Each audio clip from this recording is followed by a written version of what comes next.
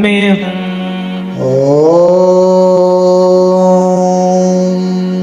मणिपद में हूँ। ओम मणिपद में हूँ। ओम मणिपद में हूँ। ओम मणिपद में हूँ। ओम मणिपद में हूँ। ओम मणिपद में हूँ। आंखें खोलिए सभी लोग। थोड़ी शांति मिली? आपका ध्यान कहीं और जा रहा था? किसका किसका गया? हाथ उठाएं जरा। अभी तो तुम ध्यान के मुख में आए नहीं, तो ध्यान कहाँ जाएगा? हाँ? ध्यान नहीं गया कहीं। मंत्र में इतनी शक्ति है, इतना सामर्थ्य है कि आपके ध्यान को एकाग्र करेंगे, मन को पावन बनाएंगे, आपके जो आंतरिक शक्ति है, आंतरिक ऊर्जा है, उसको सामर्थ्यवान बनाएंगे। फिर आपकी वाणी में तेज होगा, तेज।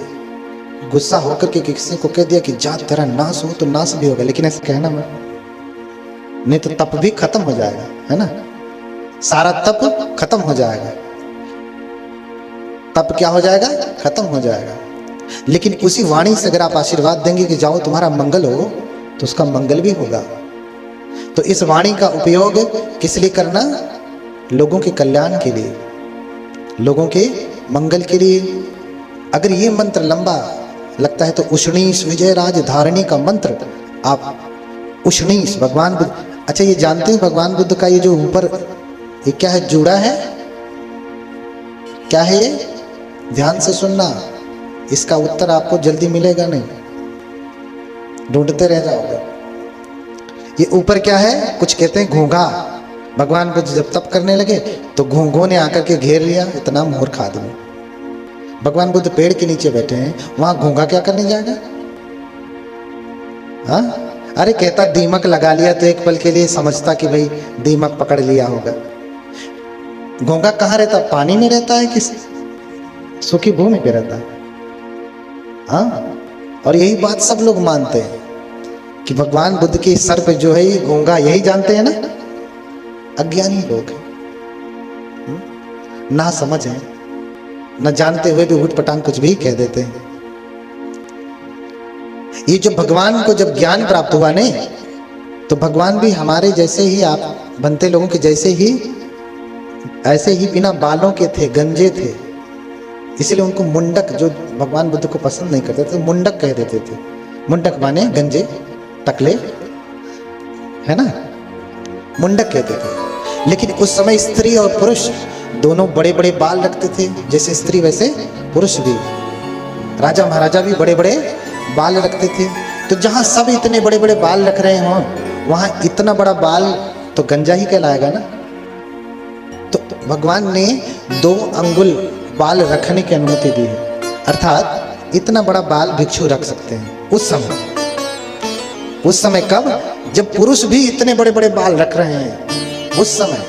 आज पुरुष इतने बड़े बड़े खुदे रख रहे हैं, तो बनते को तो एकदम से चिकना ही करना पड़ेगा, तब पता चलेगा कि बनते हैं। तो भगवान छोटे छोटे बाल। कारण दूसरा ये भी था कि आज के जैसा तेज धारदार वाला उस तरह नहीं था, रेजर नहीं था कि रोज बना लिया। वो पत्थर पे ऐसे घिस घिस करके बनाते थे तो ये चमड़ी उमड़ी भी कट जाती थी, है ना? तो 1 महीने में 1 आध बार बनाते थे, तब तक जो कटा छिला रहता था ठीक हो जाता था, फिर दोबारा काटते थे। तो इसलिए इतने बड़े बालों की अनुमति दी उस समय। अब सोचिए, इतना बड़ा बाल हो तो मेरा सर काला लगेगा ना थोड़ा सा। भगवान बुद्ध का भी बाल छोटा ही है। जब उनको ज्ञान प्राप्त हुआ तो जिसे आप यहाँ तारू कहते हैं ना, तालू, यहाँ पे जब बच्चा छोटा होता है तो ये ऐसे धक धक धक धक करता है ना। तो माताएं क्या करती हैं? अब जॉनसन्स वाली होंगी तो जॉनसन्स का तेल, नहीं तो सरसों का तेल लगा करके उसको क्या करती हैं? क्या करती हैं? खूब चपचपा देती हैं, मालिश कर देती हैं। क्यों? क्योंकि ये मजबूत हो जाए। हाँ, क्या हो जाए? मजबूत हो जाए। घड़ा बनाते हैं तो ऐसे जोड़ते समय थोड़ी सी खाली रह जाती है।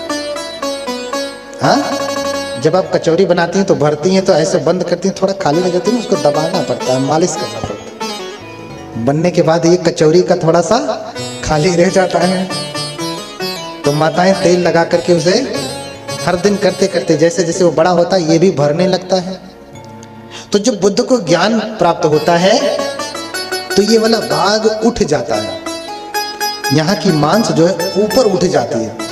अब इतने बड़े बड़े बाल हो, काला ससर हो, इतने बड़े बड़े बालों में, हाँ, जैसे वो उधर आशीष लड़का बैठा है ना, खड़े हो जाए बाबू, इसके जैसा बाल हो, इतना ही अंगुल बड़ा है ना, और इधर बीच में से अगर ऊपर उठे तो क्या लगेगा दूर से कि आशीष ने जूड़ा बांधा है ना, यही लगेगा ना, दूर से कोई देखेगा तो क्या लगेगा, जूड़ा बांधा है। तो जो भगवान को ज्ञान प्राप्त हुआ तो ये मांस उभर आई, इसी को कहते हैं कि बोधिमंड है ये। इसका नाम क्या है, बोधिमंड। उसका दूसरा नाम क्या है, उष्णीश। तीसरा नाम क्या है, उपशीर्ष। ध्यान से याद रखना, ढूंढते रह जाओगे नहीं तो। क्या नाम है इसका, नाम है बोधिमंड, और क्या नाम है, उष्णीश। तीसरा नाम क्या है, उपशीर्ष। ये घोंगा वोंगा नहीं है, ना तो भगवान ने जूड़ा बांधा है, इसलिए उनको श्रमण कहा जाता था, मुंडक कहा जाता था। अभी नंदोपनंद की जो कथा सुनाया मैंने, उसमें नंदोपनंद ने क्या कहा, अरे श्रमण मुंडक मेरे ऊपर धूल झाड़ते हुए जा रहा है। अभी बताता हूँ। मुंडक यानी गंजे टकले, आज की भाषा में थोड़ा कड़वा शब्द है, उस समय का कड़वा शब्द यही है, मुंडक, सिर मुंडे। हाँ, तो दूसरा मंत्र है, भगवान को जब बोधि प्राप्त हुई तो ये बोधि है उनकी, ये बोधि है। तो इसी बोधि की स्तुति के लिए उष्णीश विजयराज सूत्र है, उष्णीश विजयराज धारणी है। उसी का छोटा करके, देखिए सूत्रों को याद कर पाना बड़ा कठिन है, उसे छोटा करके धारणी बना दिया गया, जिसे धारण किया जा सके। लेकिन धारणी भी थोड़ी बड़ी होती है, इसलिए आचार्यों ने सोचा कि धारणी भी याद करना बड़ा कठिन है, इसलिए उसे छोटा करके क्या बना दिया, मंत्र। क्या बना दिया, मंत्र। मंत्र। अब उष्णीश विजयराज धारणी अगर लेके आएंगे, इतनी मोटी जो किताब रखी नहीं, इतना बड़ा एक सूत्र है। अब उसको सब लोग याद कर पाएंगे, आपके बस की बात तो नहीं है। हाँ, आपके बस की बात तो नहीं है। तो फिर उष्णीश राज विजय धारिणी का लाभ आपको कैसे मिलेगा,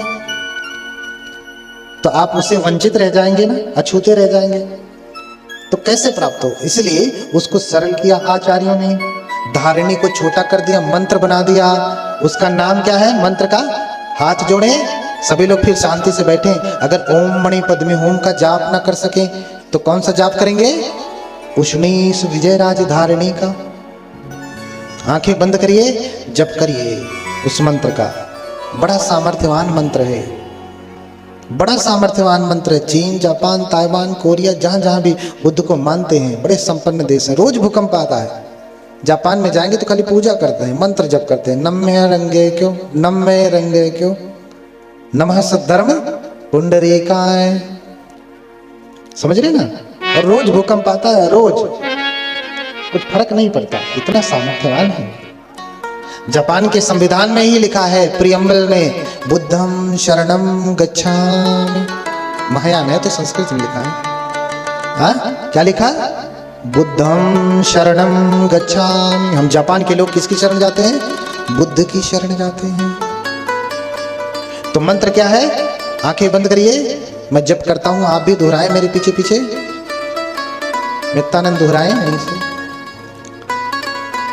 आंखें बंद करिए सभी लोग, बहुत शक्तिशाली मंत्र है। हाँ, ध्यान से जो यहां जपे चाहे सुने, दोनों में लाभ है। चना बोती हैं तो क्या करती हैं, एक एक चने का नोक उसका सिर ऊपर कर करके चना बोते हैं, नहीं ना, चना छिड़क दिया है। जो औंधे मुख पड़ा वो भी जम जाएगा, जो सीधे मुख पड़ा वो भी जम जाएगा। हाँ, चाहे सुने चाहे जाप करें, टेढ़े आड़े कान में शब्द पढ़ना चाहिए, जमेगा, लाभ बराबर होगा। आंखें बंद करिए, मैं जप करता हूं, आप भी पीछे पीछे मेरे दोहराइए। ओम अमृत तेजवती स्वाहा।